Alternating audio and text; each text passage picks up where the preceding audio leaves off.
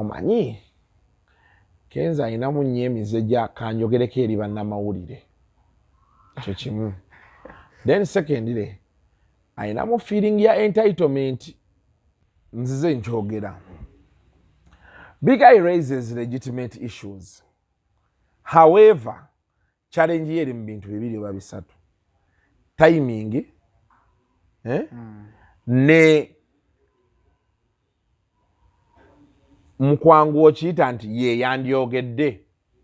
Was he the right person? Ne sewa ne Tipu Swizi ne baani, they are not the right people. Because Kenzo is going to pose a question.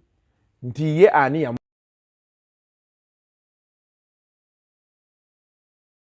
So yes, Kenzo has to help fellow artists. Kuba ye atambuza nnyo for God and my country. Kituufu. Ebiga agamba akikola for God and myself. Kituufu. Naye ayogera, are you the best musician? Do you have the best projects? Zogenda ogambirako nti nno nti nze bannaye music wange omulungi wuuno asobola otambula yeeyo yonna namugamba omusaya ne mumuwa ne mugamba connectinga n'agaana. Because wabagana balo n'oluyimba olwagenze mu Grammy, it's not the best song olwoyinza otunuulira. Yeah, it's not the best song naye terwagenzeyo because of Kenzo. Lwagenzeyo because of Marty B. Kati question eriwo ani ya connectinga Kenzo ne Marty B. Marty B ayinza okuba yajja amunoonya. Yes. Kati gweoyagala connection yagikuwa atya nga si gwe baagala. Anyway, there are so many questions and little answers. But Big Eye raises legitimate issues. Ne Bruno ko mulabye nga agamba nti ne wano juice bye twali tuyombako ku oba Nwaji oba Juliana oba nani? Juliana Nimrod. Nimrod nga agamba Juliana ta posting abantu takola biki obitegeera. Juliana is entitled not to post anyone because she has built her legacy. Mwena abamwogerako nta postinga mwe mwali mumukoledde ki. Programu eno ekutusibwako Hajimiti omusomi w'edduwa. Gwalina ebizibu ebyenjawulo ku mirimu oba mu bulamu obwa bulijjo, oli mulwadde, olina majiini, mukubire ku nnamba y'essimu gy'olaba wansi awo. Throne Music Group of Company nga bano bakola ku mikolo egy'enjawulo. Gwalina birthday party, olina mbaga, bagaba obutebe, sound system. Bano balina ne studio recordinga music ku muyimbi atandika n'abaliko. Bakubire ku nnamba y'essimu gy'olaba wansi awo. Kyekisooka ekyokulala Juliana asobola obeerawo nga tapostinze atera n'akola show ye netambula kyekimu ne Kamiri tagaba drop. Abantu bonna abasinga bamukoledde drop olunaku lwaleero bakoze za bwereere naye Edda yazibasasuzanga ozibakolera. But he has built his thing akirwanyeko n'akyekolera. Era paka kati abantu baga nti Kamiri takyali w'amaanyi nga luli naye gwe beetaaga gwe baagala. Kati kyekimu ne wano gwe sooka okole music omulungi. Chembade kunyonyerali kola music omulungi gw'owulira nti asobola competing ku international market. Oyogeremu ne bajjajjaabo bakuweraaka. Okitegedde kye ngamba otambule. As simple as that. So Kenzo needs to give these people contacts. Baabanga ali ku for God and my country music yeeyongereyo. But as a student of human behavior, could you be surprised that Kenzo is not giving people contacts? No. The selfishness in industry. Yes. Kuba naye ajagala bwomu. Atuukeeyo gwe wangule balekerawo mwogerako. He wants to be on top. Yeah, of course. Nebe yandibadde nzi. Ntudde wano kadi nga bwe tutudde wano. Ng'omuyaaya alaba interview. Nga mpita Kasuku twagala kutwala ku CNN. Nze nina abamawulire bena babeera ku CNN. In fact gwe mukyali mu bino byaki. Ffe tulina competition mu mawulire. Ne baga nti Kasuku gwe tuba tufuna atuwe view. Kasuku nedda ajja tuyitako funa oli omuteekewo nga muli mu company yemu gye mukoleramu. You work for the same company. Omuntu n'asiikinga okufuna bite ewalala ku muntu akola ewalala amuteeke ku TV radio oba ku mawulire neggwe nga wooli wano kuba akulabanga obstacle ojja muyitako threat ya amaanyi okitegera kye ngamba so kati abantu they need to get over that stuff tosuubira nti waliwo omuntu atuuka ku top eyo nayagala mujje mutuuleyo ng'ataano bino tubyogerera wano nti ku Uganda already erirandira okuti tulwanira space ate munkuwe space weeyongewo nga tugala tulina miliyoni kumpi ana webali so naye ekikulu kiri nti Big Eye raises legitimate issues kuba ye nga ye agamba yazimusaba ye nga ye nebatazimuwa ye nga ye agamba yazimusaba ne batazimuwa n'atayambibwa. The timing is my problem and is he the right person? Mukulowooza okwange kubanze era namubuuziza nga Big Eye gwe mukulaba okuko music gw'oyimba na biki gwe yandibadde abuuza bino nanga Kasuku nze music wange gwe nkuba ali international era be bampa connections nze Grammy ngireeta twamuze nyimba 5 ziri international zasuubiriza namubuuziza n'agaana okunziramu nanga nti gwe ngenda owulirize music wange okitegera kyeggamba. Big Eye nzize nkyogera. Big Eye raises legitimate issues. However, challenge yeri mu bintu bibiri oba bisatu. Timing ne mukwangu okiyita nti ye yandyogedde. Was he the right person? Ne sewa ne Tipu Swizi ne baani they are not the right people. Because Kenzo is going to pose a question. Nti ye ani yamutuusa waali. Bwe yamala okuba yannimba lwe luyimba olwabaleeta Mickey Wine n'akwata bibye nono n'akwata bibye. N'atandika haso ye. Ye ani yamutuusa ku BET. Kiki kye yakola ekyamutuusa ku BET. Yakuba oluyimba lwe olulungi n'ateekamu Bugeto Kids n'akola ki n'abeera ne luck nti be yalukuba obwana ne buzina ekidongo kirungi obwana buzinidde mu bulungi ne lugoyinga viral. Kati bano ku bonna ani ayina ennyimba abeezityo bali Big Eye naye ayina ssebo lwaki terwagenda viral ng'olwoli teyafuna bufunyi mu kisa ndowooza kyenkunnyonnyola. So success is a mixture of so many things. So kati timing y'ekintu we yakireetedde nga musajja yakafiirwa Grammy akyali mu maani towulire kiringa kubanga akafiirwa taatawo ali ne batandika omusajja abadde mubbi aliyose n'afa abadde ogisuubira ku zinga adozanga ziriko Burna Boy kuliko yaba South Africa abagitutte baani kati nze awadi enaadde mu ssuubiro gireeta lwaki Kenzo mu bintu byonna by'ayina he's a lucky man. Yes, he's a lucky man. Omukisa gwaguyina. Omukisa aguyina. I've seen people like him.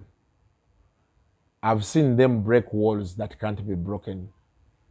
So, you can only doubt him before he gets there. But the moment he's there, don't roll him out. Because now you imagine. Kenzo has a Nickelodeon award. Bateka obutesi category.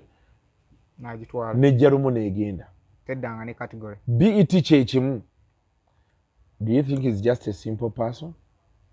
Why is it that when they decide to bring that award, lwayina oluyimba lwagenze kyekimu ne wano eno category yaabwe nayo yazze buzi. Eya Grammy. Global bichi performance. Global performance. Yangambi yazze buzi. Lwaki? Kirowoozeemu nti yali atudde eyo erito known Mati B n'amunoonya tukola oluyimba n'alukola nabukozi. Mati B yali wano ku show tetwamanya nakumanya nti yeye performing nga tetubimanyi.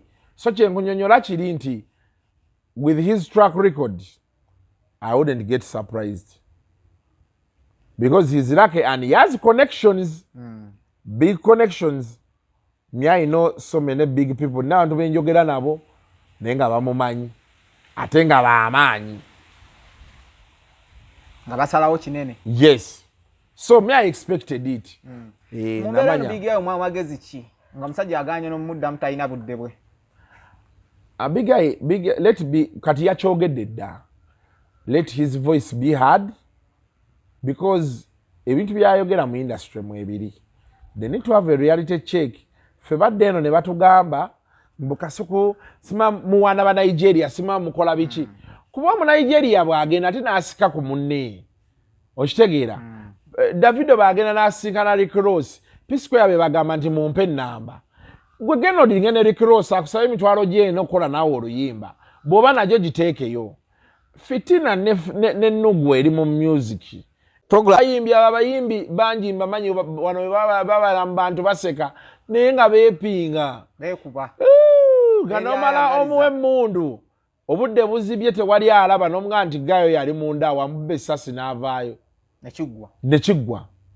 So as they demand so many things from us, bayinotandikira ku themselves. Omuntu wagamba nti biga esaazi nalina bwezi bujja. Bwe bumuluma teyamuyitako nnyo. Nakyo kisoboka kuba muntu yatoba n'akasajja ne kagenda. Okitegedde. Kale ate baba yakasaba kamusikeko ne kagaana. Golowooza awulira atya. Kale naye yagambye nti ke yalemereddwa Grammy kamuyiire fitina. Amuwendulira haguwulire. But for them, they've been having their issues, even past Donzera. N'okujja paka eno. Obadde ono olutalo lwabwe olubaluma. Kati biga yadda nnyonnyola ebya stage bye bamugoba ku stage. Kyatoli yagenda n'agamba press conference nti ali indiscipline. Era akyogera. Ego bubaamu. Ngera walabiri ebya Shiba ne Spice. Kati bye bibasumbuwa. Bino eby'emabega byagenda tewakyaliwo kiriwo. Tusobire Kenzo okuddamu biga yannyonnyole ku lwaki tagaba contact. Omanyi Kenzo ayinamu nnyo emize gya kanjogereko eri bannamawulire. Ekyo kimu. Then secondly, ayinamu feeling ya entitlement. Kulowooza nti I've done so much, so I'm entitled to this. Oba okitegeera.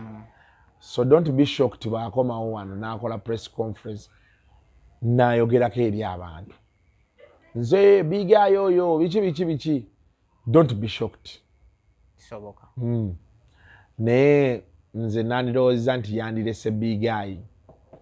Let not bino ebintu ebizere bireme kudiminga shine ye. Gyabadde aliko kati. Ebyo ebintu sebo byali bya tabu nnyo. Abantu omanyi kati akakandu bigayi kakola ayinza okuba naye agezaako kukola nti Kenzo ava mu mawulire. Omusajja tebamulaba yakola interview ya Katsi ng'alaga nti Abannayuganda ati sibe baliko ne gavumenti teri ya reaches out to me.